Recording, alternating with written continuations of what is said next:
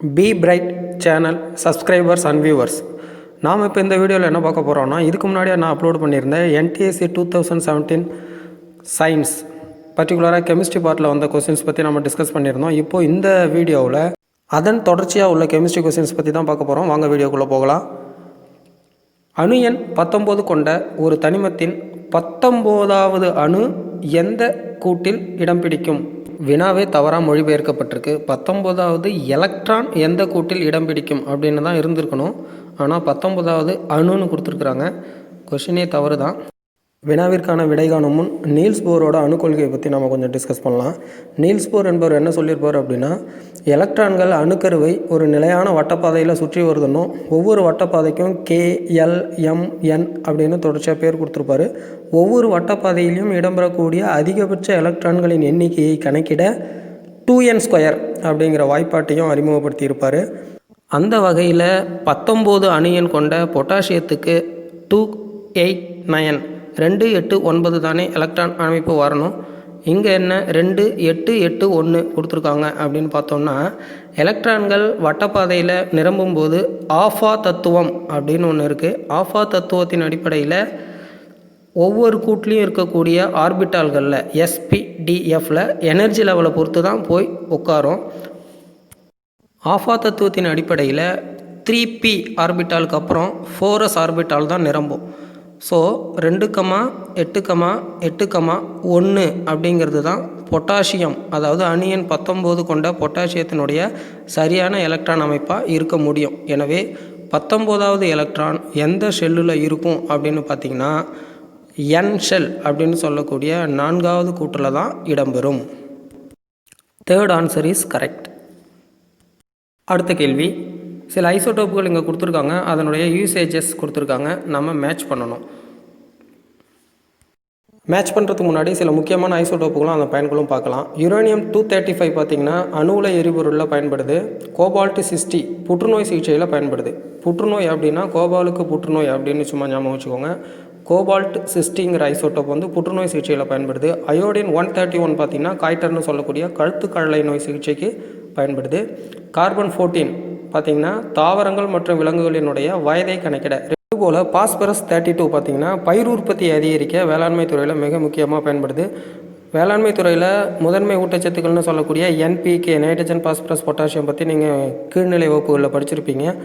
Phosphorus 32 அப்படிங்கிற isotope பயிர் உற்பத்தி அதிகரிக்க பயன்படுது. அடுத்து சோடியம் 24ன்னு சொல்லக்கூடிய கதிரியக்க சோடியம் இதய சிகிச்சையில் இதயத்தை சீராக செயல்பட வைக்க உதவுது. இரும்பு 59ன்னு சொல்லக்கூடிய Fe59 வந்து பார்த்திங்கன்னா டு ஐடென்டிஃபை த அனீமிக், அதாவது இரத்த சோகையை அடையாளம் காண மற்றும் குணப்படுத்த இந்த இரும்பு 59ங்கிற ஐசோட்டோப் பயன்படுது. கோபால்ட் 60 பற்றி நம்ம ஏற்கனவே சொல்லிட்டோம். அடுத்து தங்கத்தோட ஐசோட்டோப்புன்னு சொல்லக்கூடிய Au198 பார்த்திங்கன்னா நம்மளுடைய ஸ்கின் கேன்சர் தோல் புற்றுநோயை ரெக்டிஃபை பண்ணுறதுல தங்கத்தோட ஐசோட்டோப்பு பயன்படுது. இந்த வீடியோ பார்த்துட்டு இருக்க ஸ்டூடெண்ட்ஸ் அண்ட் எக்ஸாம் ப்ரிப்பரேட்டர்ஸ்க்கு என்ன ஒரு அசைன்மெண்ட் அப்படின்னா, கார்பன் 11ஓட யூசேஜஸ், கார்பன் 11 ஐசோட்டோப்போட பயன்பாடுகளும் பாஸ்பரஸ் 32ஓட இதர பயன்பாடுகளும் நீங்கள் கண்டுபிடிச்சி கமெண்ட் பண்ணுங்கள். அடுத்த கேள்வி, which of the following reaction is responsible for acid rain? அமிலமழைக்கு காரணமான கீழ்கண்ட வினையில் எது அப்படின்னு கேட்குறாங்க. இதில் செகண்ட், தேர்ட், ஃபோர்த் ஆப்ஷன் கண்டிப்பாக கிடையாது. ஃபர்ஸ்ட் ஆப்ஷன் தான் correct. Nitrogen di oxide oxygen மற்றும் நீராவியோடு வினைபுரிந்து நைட்ரிக் அமிலம்னு சொல்லக்கூடிய HNO3 ஃபார்ம் ஆகிற ஃபஸ்ட்டு ரியாக்ஷன் தான் அமிலமழை உருவாக காரணமாக இருக்கும். அடுத்த கேள்வி, அலோகத்தன்மையின் அடிப்படையில் ஏறு வரிசையில் நம்ம வரிசைப்படுத்தணும். அதாவது அலோகத்தன்மை குறைந்ததிலிருந்து அதிகத்துக்கு போகணும். அதுக்கு முன்னாடி நம்ம பீரியாடிக் டேபிள் பற்றி கொஞ்சம் தெரிஞ்சுப்போம் வாங்க. பீரியாடிக் டேபிளில் பார்த்தீங்கன்னா லெஃப்ட் டு ரைட், லெஃப்ட் சைடெல்லாம் மெட்டல்ஸாக இருக்கும், ரைட் சைடெலாம் நான் மெட்டல் இருக்கும். அதில் செகண்ட் சீரீஸில் lithium, beryllium, boron, carbon, nitrogen, oxygen, fluorine, neon. நமக்கு கொடுத்துருக்க ஆப்ஷனை பார்க்கும்போது செகண்ட் ஆப்ஷன் பார்த்திங்கன்னா lithium, beryllium, carbon, oxygen, fluorine. இதை நீங்கள் அந்த பீரியாடிக் டேபிளோட கம்பேர் பண்ணிங்கன்னா இந்த சீரீஸ் தான் கரெக்டாக இருக்கும். அதாவது லித்தியம் மெட்டல், இதிலேருந்து ஃப்ளூரின் போக போக அலோகத்தன்மை, அதாவது நான் மெட்டாலிக் கேரக்டர் இன்க்ரீஸ் ஆகிட்டே போகும். So lithium, beryllium, carbon, oxygen, fluorine அப்படின்னு சொல்லக்கூடிய செகண்ட் ஆப்ஷன் தான் நமக்கு சரியான விடை. அடுத்த கேள்வி, which is called Indian saltpetre, அதாவது வெடி உப்புனா எது அப்படின்னு கேட்டிருக்காங்க. இதுக்கான டைரக்ட் ஆன்சர் பார்த்திங்கன்னா பொட்டாசியம் நைட்ரேட். அடுத்ததாக ஹார்ட் அட்டாக் ட்ரீட்மெண்ட்டில் இரத்த குழாய்களை விரிவடைய செய்ய பயன்படுத்தக்கூடிய மருந்து எது அப்படின்னு கேட்டிருக்காங்க. ஆப்ஷன்ஸ் பார்த்தோன்னா அசிட்டாமினோஃபென், நைட்ரோகிளிசரின், நைட்ரோஃபாரஃபின், அல்பெண்டசோல். அல்பெண்டசோல் டிவார்மிங் டே கொண்டாடுவோம், பார்த்துருப்பீங்க.